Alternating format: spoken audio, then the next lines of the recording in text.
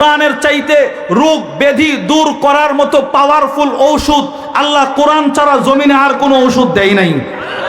বলেন তো কোরআনের চাইতে দামি ঔষধ আছে? আরে বলেন না আছে? আশ্চর্যের কথা শুনেন, আল্লামা শরফুদ্দীন ইমাম নববী রহিমাহুল্লাহ তার বিখ্যাত কিতাবের নাম আত-তিবিয়ান ফি আদাবি হামালাতিল কোরআনের, ওই কিতাবের মধ্যে 183 নম্বর পৃষ্ঠায় তিনি বলেন, কোরআন এমন এক ঔষধ, পৃথিবীর সব ঔষধ সেবন করা লাগে, কোরআন যদি কোনো অসুস্থ ব্যক্তির সামনে পাঠ করা হয় ওই ব্যক্তি নিজেকে সুস্থ মনে করে। উনি নিয়ে আসছেন তালহা ইবনে মুসাররিফের একটা বক্তব্য নিয়ে আসছেন, কানাল মারিদ ইদা কুরিয়া ইনদাহু আল কোরআন ওয়াজাদা লিযালিকা খিফাতান। তিনি বলেন কোন অসুস্থ ব্যক্তির সামনে কোরআন তেলাওয়াত করা হলে সেই অসুস্থ ব্যক্তি নিজেকে সুস্থ মনে করে। কি মনে করে বলেন? উনি একটা জ্বলন্ত প্রমাণ দিয়েছেন। তিনি বলেন, দাখালতু আলা খাইসামা, আমি খাইসামার ঘরে প্রবেশ করলাম, ওহুয়া মারিদ, সে ছিল অসুস্থ। আশ্চর্য, আমার বন্ধু বান্ধব বলে সে সাকরাতে চলে গেছে, বেশি দিন বাঁচবে না। আমি তাকে শেষবার দেখার জন্য চলে গেলাম।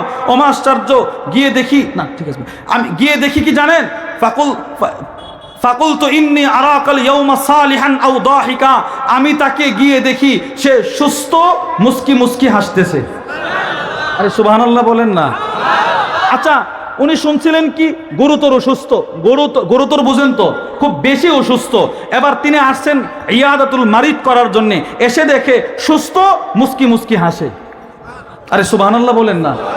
সুস্থ, মুস্কি মুস্কি হাসে, কি বলেন? সুস্থ, পরিপূর্ণ সুস্থ।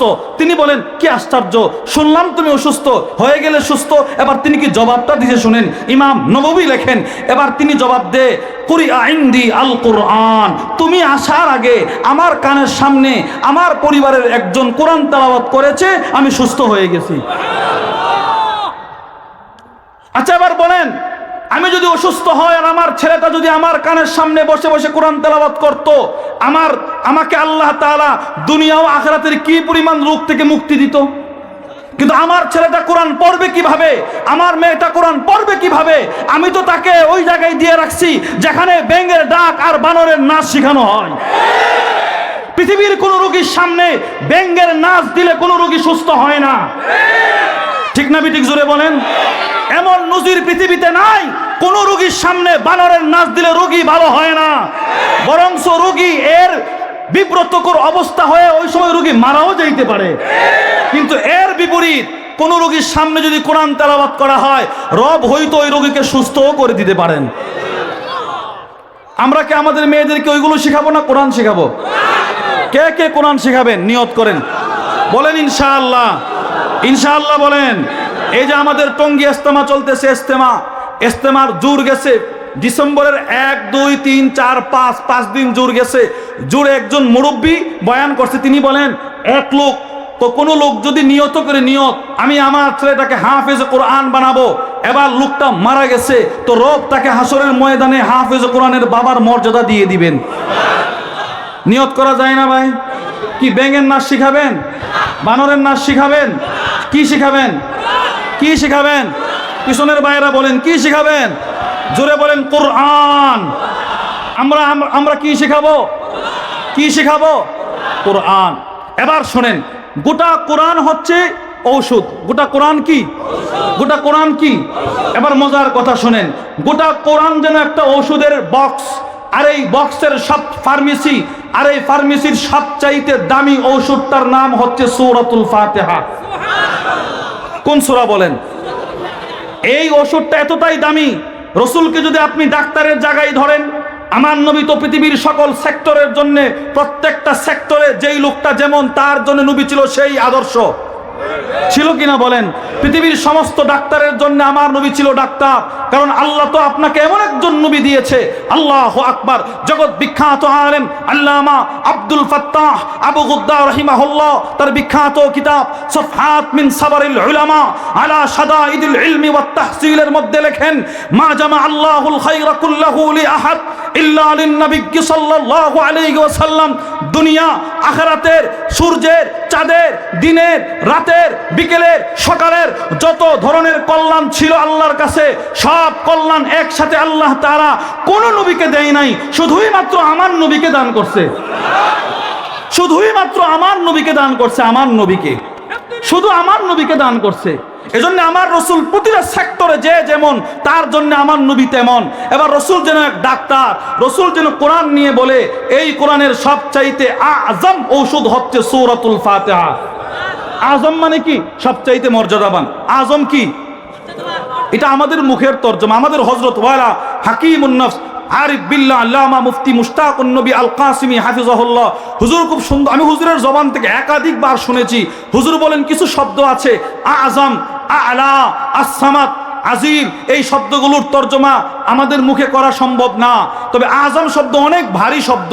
এবার রসুল যে ঔষধটার ব্যাপারে আজম বলছে, ওই ঔষধটা কত দামি ঔষধ বলেন? কত দামি ঔষধ? রসুল শুধু আজম বলে নাই, রসুল বলেন সূরাতুল ফাতিহা আজম। বলেন আজম, সবাই বলেন। দুই, রসুল বলেন সূরাতুল ফাতিহা আফদল। বলেন, আবার বলেন সর্বশ্রেষ্ঠ। রসুল তিন, রসুল বলেন সূরাতুল ফাতিহা খায়র, সবচাইতে উৎকৃষ্ট। আজম, বুখারী শরীফের 4474 নম্বর হাদিস। আবু সাঈদ ইবনে মুআল্লা বলেন, কুনতু উসাল্লি ফিল মসজিদ, আমি মসজিদে নববীতে নামাজ পড়তেছিলাম। দাআনি রাসূলুল্লাহ সাল্লাল্লাহু আলাইহি ওয়াসাল্লাম, রসুল আমাকে ডাকলেন, আমি নবীর ডাকের জবাব দিতে পারি নাই, নামাজে ছিলাম। এবার নামাজ শেষ করে নবীর কাছে গিয়ে বলি, ইয়া রাসূলুল্লাহ কুনতু উসাল্লি, আমি তো নামাজে ছিলাম, আপনার ডাকের জবাব দিতে পারি না। এবার রসুল বলেন, আলাম ইয়াকুলিল্লাহু আযজা ওয়া জাল্লা ইস্তাজিবু লিল্লাহি ওয়া লির রাসূল ইযা দাআকুম, তুমি কি আল্লাহর কোরআনের আয়াত পড়ো নাই? আল্লাহ রসুল যখন ডাক দেয় তখন ডাকের জবাব দিতে হয়। অতঃপর রসুল, সাহাবী বলেন, আমি তো নামাজে ছিলাম। যাই, এখানে আরেকটা কথা আছে, এটা ভিন্ন। এবার রসুল বলেন, শোনো, লা উআল্লিমান্নাকা সূরা হিয়া আযজামুস সূয়ারি ফিল কুরআন, আমি তোমাকে এই মুহূর্তে একটা সূরা শিখাবো, যেই সূরাটা হচ্ছে গোটা কোরআনের সবচাইতে মর্যাদাবান সূরা। সুবহানাল্লাহ বলেন না? অতঃপর রসুল বলেন, ক্বাবলা আন তাখরুজা মিনাল মসজিদ, তুমি মসজিদ থেকে বের হওয়ার পূর্বে শিখাবো। নবীজি সাহাবীর হাত ধরলেন, অন্য কথাই চলে গেছে।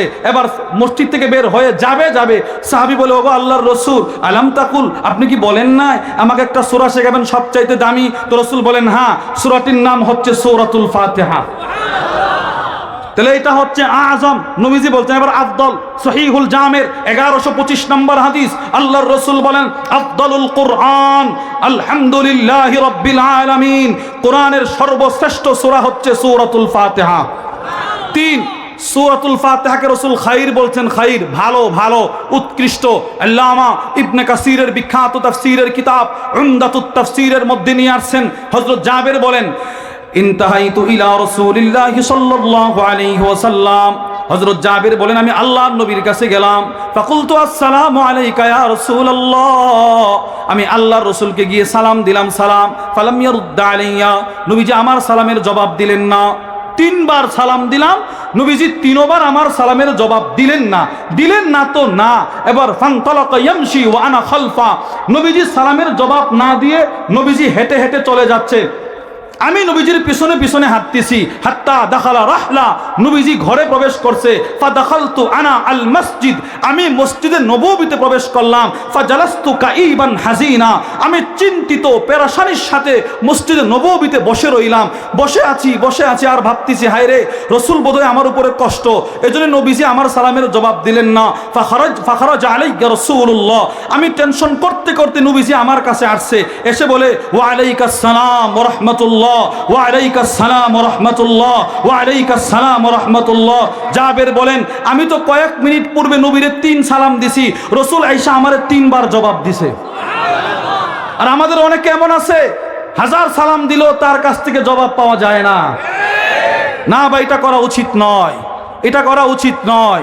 সালাম দিলে যতটুকু সম্ভব আপনি জোরে সালামটা শোনানোর চেষ্টা করবেন, ইনশাআল্লাহ বলেন। এবার রসুল 3 বার সালামের জবাব দিয়ে বলে, কি মন খারাপ? আলা উখবিরু ইয়া আব্দুল্লাহ, ও আব্দুল্লাহ, আমি কি তোমাকে সংবাদ দিয়ে দিব, বিখাইরি সূরাতিন ফিল কুরআন, কোরআনের সবচাইতে উৎকৃষ্ট সূরার সংবাদ কি দিব? জি ইয়া রাসূলুল্লাহ, বলেন। এবার রসুল বলে, তুমি পড়বে আলহামদুলিল্লাহি রাব্বিল আলামিন, এই সূরা হচ্ছে কোরআনের সবচাইতে উৎকৃষ্ট সূরা। রসুল ডাক্তার, নবীজি ডাক্তার হয়ে যেই ট্যাবলেটের ব্যাপারে এত প্রশংসা করলেন, এটার কার্যকারিতা আছে না নাই? কি পরিমাণ কার্যকারিতা হবে বলেন? দুনিয়াতে ডাক্তার যখন বলে এই ওষুধটা খাবেন এটা ভালো, আপনি বলেন না মিয়া ভালো মন্দ যেটাই হোক কার্যকারিতা কেমন? আরে বলেন কি না বলেন? কারণ সবচাইতে বেশি দুর্নীতি যেই সমস্ত সেক্টরে হয় এর অন্যতম একটি হচ্ছে প্রেসক্রিপশনে ওষুধের নাম লেখা নিয়ে। এটা আপনারা নাও বুঝতে পারেন, কিন্তু আপনারা দেখবেন হসপিটালে যাবেন, যে স্যারের কাছে রুগী দেখাবেন, আপনি আসার আগে 30-40 জন ব্যাগ নিয়ে আসা স্যারের সাথে যোগাযোগ করে চলে গেছে। আচ্ছা বলে কি জানেন, স্যার আমার কোম্পানির ওষুধের লেখলে আপনাকে থাইল্যান্ড ট্যুর ভিসা নিয়ে যাব। আমি তার নিজের কানে শুনছি, নিজের চোখে দেখছি। আমি যার কাছে ইফতা পড়ছি, আমাদের ইফতার যিনি প্রধান ছিলেন আমাদের হযরত ওয়ালা হাকিমুন নফসের সাথী ভাই, একসাথে দারুল উলুম দেওবন্দে পড়াশোনা করেছেন। আল্লামা মুফতি মুহসিনুল করিম হাফিজাহুল্লাহ, ব্রাহ্মণবাড়িয়া জামিয়া ইসলামিয়া ইউনুসের প্রধান মুফতি। হুজুর প্রতিদিন হুজুরের আসরের পরে ইসলাহি কথা আলোচনা হতো, আমরা বসতাম। হুজুরের একজন মহাব্বতের মানুষ, ঢাকার অনেক বড় ডাক্তার, উনি ফোন দিয়ে বলে, হজরত আমাকে তো অনেক ওষুধ কোম্পানির লোকেরা বলে যদি আমাদের ওষুধটা বেশি লেখেন আপনাকে কি বলে প্যারাডো অথবা BMW গাড়ি উপহার দিব, আপনি লিখেন। এই মাসালা জানার জন্য হুজুরের কাছে কল দিছে। এর থেকে বুঝলাম ওষুধ ভালো হোক খারাপ হোক, যার যোগাযোগ ডাক্তারের সাথে যত বেশি তার কোম্পানির নামও তত বেশি। আরে বুঝেন নাই কথা? তো রসুল যে ওষুধের কথা বললেন, আমি যেন প্রশ্ন করলাম, ওগো আল্লাহর রসুল এই ওষুধের কার্যকারিতা কেমন? রসুল বলেন কার্যকারিতা কেমন জানতে চাও? আল্লাহু আকবার, পৃথিবীর কোনো ওষুধের এমন ক্ষমতা নাই। মৃত্যু সন্নিকটে চলে গেছে, ঔষধটা খাইছে, সুস্থ হয়ে সোজা হাঁটা শুরু করছে। পৃথিবীতে এমন ঔষধের নজির নাই, নাকি আছে? আপনারা কি মনে করেন আছে? কিন্তু সূরাতুল ফাতিহা এমন এক ঔষধ, মানুষ মনে করেছে রোগী মারা গেছে, শুধুই মাত্র সূরা ফাতিহা পড়ে ফু দিছে, সোজা সুস্থ হয়ে হাঁটা শুরু করছে। বুখারী শরীফের 2276 নম্বর হাদিস, আল্লাহর রাসূলের সাহাবী আবু সাঈদ আল খুদরি বলেন, ইনতালাকা নাফারুম মিন আসহাবিন নবী সাল্লাল্লাহু আলাইহি ওয়াসাল্লাম ফি সাফরাতিন সাফারুহা। সাহাবাদের এক জামাত সফর করতেছে, সফর বের হইছে। হাত্তা নাযালু আলা হাইয়্যিন মিন আহিয়াইল আরব, আরবের এক গোত্রে ওনারা অবতরণ করছে, শিবির ফেলছে শিবির। এবার ফাস্তাদাফুহুম, এদের কাছে ওই গোত্রের লোকদের কাছে খাবার চাইছে, খাবার মেহমানদারি চাইছে। ফাআবাউ আইয়ুদাইয়িফুহুম, এলাকার লোক বলে না আমরা মোল্লা মুন্সি খাওয়াই না, সরেন খাওয়াবো না। সাহাবাদেরকে তুচ্ছ তাচ্ছিল্য করে বের করে দিছে। একটা কথা মনে রাখবেন, নবীজির ছোট্ট থেকে ছোট্ট সাহাবী, এর একটা সেজদার একবার সুবহানাল্লাহর দাম আপনার গোটা জিন্দেগীর ইবাদতের চাইতে বেশি। ইবনে মাজাহ 162 নম্বর হাদিস, আব্দুল্লাহ ইবনে উমর বলেন, ফালা মাকামু আহাদিহিম সাআ খায়রুম মিন আমালি আহাদিকুম উমরা। নবীর এক সাহাবীর জিন্দেগীর 1 সেকেন্ডের দাম তোমাদের গোটা জিন্দেগীর ইবাদতের চাইতে বেশি দামি। এবার আপনি প্রশ্ন করলেন, আচ্ছা হুজুর আমাকে আল্লাহ তাআলা যদি নূহ আলাইহিস সালামের হায়াত দান করে 50 কম 1000, আর আমি সেই 950 বৎসর যদি মসজিদে এতেকাফ করে দিনে রোজা রেখে রাতে নামাজ পড়ে কাটিয়ে দেই, তো আমার ওই রকম 950 বছরের চাইতে কি ওই সাহাবীর সুবহানাল্লাহর দাম বেশি? রাসূল বলেন, ওয়ালাউ উমরা উমরা নূহ, তোমাদের কাউকে যদি নূহ আলাইহিস সালামের হায়াত দান করা হয় আর সেই হায়াত পরিমাণ যদি ইবাদত করো, এর চাইতে আমার এক সাহাবীর সুবহানাল্লাহর দাম কোটি গুণ বেশি। কোটি গুণ বেশি, কোটি গুণ বেশি। এই সাহাবীকে কেউ গালি দিলে ঈমান থাকবে তার? বলেন না, ঈমান থাকবে? যেই সাহাবীর দাম এত বেশি, ওই সাহাবীকে কেউ কটাক্ষ করলে কি আপনারা বসে থাকবেন? বলেন না, বসে থাকবেন? এবার কোন শিয়া যদি আবু বকরের বিরুদ্ধে বিশুদ্ধার করে, তার বিরুদ্ধে কি বসে থাকবেন? কোন শিয়া যদি উমরের ব্যাপারে বিশুদ্ধার করে, তার বিরুদ্ধে কি বসে থাকবেন? আল্লাহু আকবার। ইমাম নববী রাহিমাহুল্লাহ তার বিখ্যাত কিতাব আল মিনহাজের মধ্যে বলেন, ইত্তাফাকা আহলুস সুন্নাতি ওয়াল জামাআ আলা আন্না আফদালাহুম আবু বকরিন। এতে কোনো সন্দেহ নাই, সমস্ত সাহাবাদের মধ্যে সর্বশ্রেষ্ঠ সাহাবী হচ্ছে আবু বকর সিদ্দিক। এজন্য আবু বকরের বিরুদ্ধে কেউ কথা যদি বলে, তার সাথে আমাদের কোনো সম্পর্ক নাই, সে ইসলাম থেকে খারেজ হয়ে গেছে। যদি এমন কোনো কুলাঙ্গার আমার নবীর বিরুদ্ধে, আমার নবীর জলিলুল কদর সাহাবার বিরুদ্ধে, কোন সাহাবীর বিরুদ্ধে যদি কেউ কোনো বিশুদ্ধারমূলক মন্তব্য করে, তার বিরুদ্ধে আমরা লড়াই করতে রাজি আছি তো ইনশাআল্লাহ। সাহাবাদের শত্রুদের সাথে আমাদের কোনো আপোষ নাই। নবীর দুশ্মনের সাথে আমাদের কোনো আপোষ? আর জুড়ে বলেন না আপোষ, বলেন নাই। সে যেই দলের হক, সে যেই জায়গার হক, নবীর বিরুদ্ধে যারা তাদের বিরুদ্ধে আমরা, তাদের বিরুদ্ধে আমাদের দেশ, রসুলের বিরুদ্ধে যারা তাদের বিরুদ্ধে আমাদের গোটা প্রশাসন। আরে বলেন না কেন? মুসলমান যারা দাবি করে তারা কি নবীর বিরুদ্ধে কেউ কথা বললে বসে থাকতে পারে? সাহাবাদের বিরুদ্ধে কথা বললে বসে থাকতে পারে? যাদের দ্বারা আপনি ঈমান পেলেন তাদেরকে কেউ গালি দিলে আপনি বসে থাকবেন? এরা সাহাবাদেরকে তুচ্ছ তাচ্ছিল্য করে বিদায় করে দিছে। যেই মাত্র সাহাবাদেরকে বিদায় করে দিছে, ফালুদিগা সাইয়্যিদু যালিকাল হাই, যেই মাত্র সাহাবাদেরকে বের করছে, যেই মাত্র বের করে দিল, খবর চলে আসছে এদের গোত্রের সর্দারকে সাপে কাটছে, সাপে আঘাত করছে। ওয়াসাউলাহু বিকুল্লি শাইইন লা ইয়ানফাউহু শাইউন, যত ধরনের চিকিৎসা করা দরকার সব করেছে, কিন্তু সে সুস্থ হয় না, চোখ তার বন্ধ, শ্বাস প্রায় বন্ধ। এবার মানুষগুলো ব্যর্থ হয়ে একজন বলতে লাগলো, ফাকালা বাদুহুম, ওই গোত্রের একজন বলে, লাউ আতাইতুম হাউলাইর, এই যে একটু আগে নবীর সাহাবাদের এক জামাত এসেছিল, যদি এদের কাছে যাও, ইনদাদিম মিনকুম মিন লাআল্লাহু আইয়াকুনা বাদ আহাদিহিম শাই, সম্ভবত এদের কাছে কোনো চিকিৎসা আছে। সুবহানাল্লাহ বলবেন না? সম্ভবত এদের কাছে কোনো কিছু আছে যে যার দ্বারা চিকিৎসা করতে পারে। এরা বলে ঠিক আছে আসো যায়। ফাতাউহুম, সব গেছে, গিয়ে বলে, ইন্না সাইয়্যিদানা ক্বাদ লুদিগা, ও সাহাবারা, আমাদের গোত্রের সর্দারকে সাপে কাটছে, সাপে। হাল ইনদাহাদিম মিনকুম মিন শাই, চিকিৎসা কে আছে, করতে পারবেন কেউ? এক সাহাবী দাঁড়ায় বলে, আমি আছি, আমি চিকিৎসা করব। আরে সুবহানাল্লাহ বলেন না? এরা কি আগে চিকিৎসা করে নাই? গোত্রের লোকের আগে চিকিৎসা করে নাই? ওয়াসাউলাহু বিকুল্লি শাইইন, যত ধরনের চিকিৎসা করা দরকার সব নিয়ে আসছে, কিন্তু ফলাফল শূন্য। এবার সাহাবী বলে, আমি করব। তো তাড়াতাড়ি আসেন, চিকিৎসা করবেন, তাড়াতাড়ি আসেন। সাহাবী বলে, না, ফাস্তাদাফনাকুম, তোমাদের কাছে মেহমানদারি চেয়েছিলাম, ফালাম তুদাইফুনা, মেহমানদারি করো নাই। ওয়ামা আনা বিরাকিল লাকুম হাত্তা তাজআলু লানা জুলা, যতক্ষণ পর্যন্ত না তোমাদের সাথে আমার একটা চুক্তি না হবে ততক্ষণ পর্যন্ত আমি চিকিৎসা করব না। সুবহানাল্লাহ বলেন। হায়, এখন পেছে পড়ছে না? বলে ঠিক আছে, কি চুক্তি? ফাসালাহুকুম আলা কাতিইম মিনাল গানাম, এক পাল বকরির বিনিময়ে চুক্তি হয়ে গেছে। আসেন, এক পাল বকরি দিব, এক পাল বকরি। এবার সাহাবী গেছে, ফান্তালাকা, সাহাবী গেছে, ইয়াতফিনু আলাই, দম করছে, দম, ওয়া ইয়াকরা আলহামদুলিল্লাহি রাব্বিল আলামিন। সাহাবী অসুস্থ ব্যক্তির সামনে দাঁড়িয়ে সূরাতুল ফাতিহা তিলাওয়াত করলেন, শুধুই মাত্র একটা ফু দিছে, ফান্তালাকা ইয়ামশি ওয়া মা বিহি কালাবা। আবু সাঈদ বলেন, সাথে সাথে প্রায় সন্নিকটে মৃত্যুর দরজায় চলে গেছিল লোকটা। এই লোকটা সোজা শোয়া থেকে দাঁড়ায় হাঁটা শুরু করছে। তাহলে সূরাতুল ফাতিহার চাইতে দামি ঔষধ নাই, সূরাতুল ফাতিহার চাইতে দামি ঔষধ সূরাতুল ফাতিহা আযম। বলেন, সূরাতুল ফাতিহা আফদল, খায়র, আযম, আফদল, খায়র।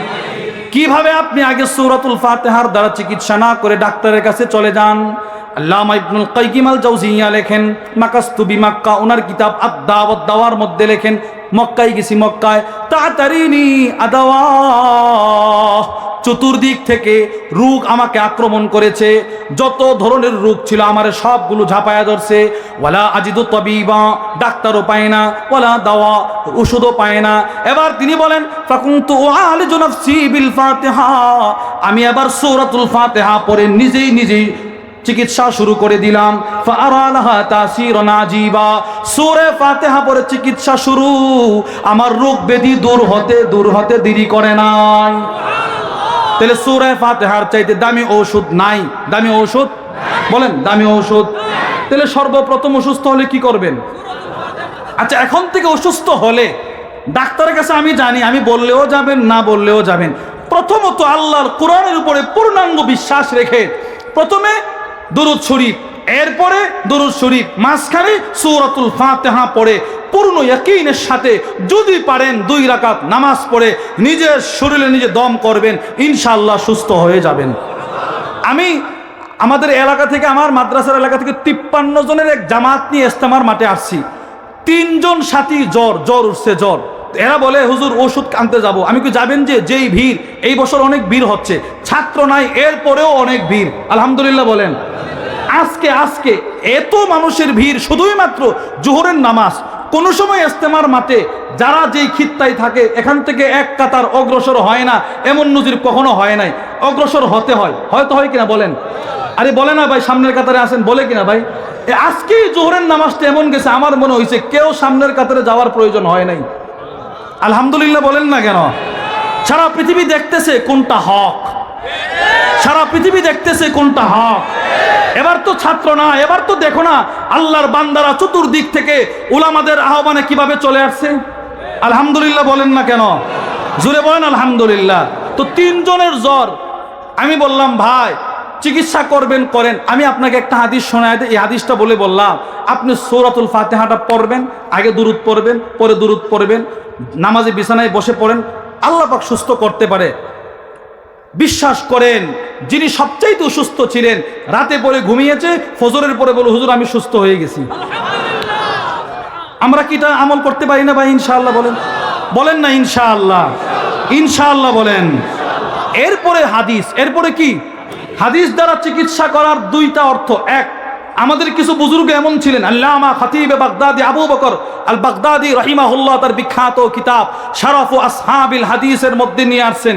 তিনি বলেন, ইমাম আহমদ ইবনে মানসুর আবু বকর আল বাগদাদি আর রামাদি, তিনি বলেন আমি যখন অসুস্থ হইতাম, তখন পরিবারের লোককে বলতো হাতু আসহাব আল হাদিস, এই বাগদাদের যত বড় বড় মুহাদ্দিস আছে এদেরকে দাওয়াত করে আমার ঘরে নিয়ে আসো, এরা এসে যেন আমার দোকানের সামনে নবীর হাদিস পড়িয়ে শুনিয়ে দেয়, আশা করতে পারে আমি সুস্থ হয়ে যাব। ইনি যখনই অসুস্থ হইতেন, মুহাদ্দিসিন যারা আছেন এদেরকে দাওয়াত করে সসম্মানে ওনাদেরকে বলতেন একটু হাদিস পড়েন। এরা হাদিস পড়তো, তিনি বলতেন যতক্ষণ হাদিস পড়তো ততক্ষণ আমি নিজের সুস্থ মনে করতাম। আরে সুবহানাল্লাহ বলেন না? 2, হাদিস দ্বারা চিকিৎসা করা মানে নবীজি যেইভাবে হাদিসের চিকিৎসা করার কথা বলছে ওইভাবে চিকিৎসা করা। রসুলের চাইতে বড় ডাক্তার পৃথিবীতে কেউ ছিল? বলে না সবাই, ছিল? আপনারা কি মনে করেন ছিল? ছিল না। কিন্তু আল্লাহর রসুল এত বড় ডাক্তার, আল্লাহু আকবার। পৃথিবীর কোন ডাক্তার রোগ কোত্থেকে আসে এটা বলতে অক্ষম। আল্লাহর রসুল 1500 বছর পূর্বে রোগ ব্যাধি কোত্থেকে আসে ওইটা রসুল 1500 বছর পূর্বে বলে দিয়ে গেছে। আল্লাহু আকবার। মুসলিম শরীফের হাদিস, আল্লাহর রসুল বলেন, নবীজি রসুল বলেন গাত্তুল ইনা, তোমরা তোমাদের প্লেট খাবারের পাত্রগুলো ঢেকে রাখো, ঢেকে। এই যে মনে করেন প্লেট, রাতে খাবার খেয়ে আমরা অনেকে আছে এইভাবে রেখে দেই, অথবা এইভাবে রেখে দেই। রসুল বলে না, প্লেটগুলো ঢেকে রাখো।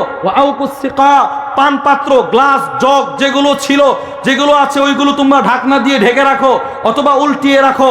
কেন? প্রশ্ন, ওগো আল্লাহ রসুল কেন এগুলো করব? রসুল দেখেন কি কথা বলছে। নবীজি বলে ফাইন্না ফিস সানাতি লাইলাতান, তো রাত্রে বছরের মধ্যে একটা রাত এমন আছে ইয়ানজিলু ফিহা ওয়াবা, যেই রাত্রিতে আকাশ থেকে রোগ ব্যাধি বালা মুসিবত দুনিয়াতে আসে। নাউজুবিল্লাহ বলেন না? এবার রসুল বলেন লা ইয়ামুররু বিইনা লাইসা আলাইহি গিতা আও সিকা লাইসা আলাইহি ফিকা। রসুল বলেন এই রোগ ব্যাধিগুলো পৃথিবীর যতটা পরিবার আছে, পৃথিবীর যত রান্নাঘর আছে সবগুলো এরা হাঁটাচড়া করে অতিবাহিত করে।